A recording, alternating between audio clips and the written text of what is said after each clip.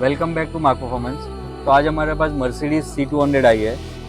इसके लिए हम लोग ने एक कस्टम वैल्ट्रॉनिक एग्जॉस्ट डिज़ाइन किया है जो फुल एग्जॉस्ट सिस्टम होगा विद डीकैट डाउन पाइप। और इसके अंदर कस्टमर का रिक्वायरमेंट ऐसा था कि उसको एकदम लाउड विद बेसी साउंड चाहिए। और एक और यूनिक सेटअप हम लोग ने इसके अंदर डिज़ाइन किया है जो कि क्वाड सेटअप है, जो बहुत रेयर आपको ये गाड़ी में देखने मिलेगा।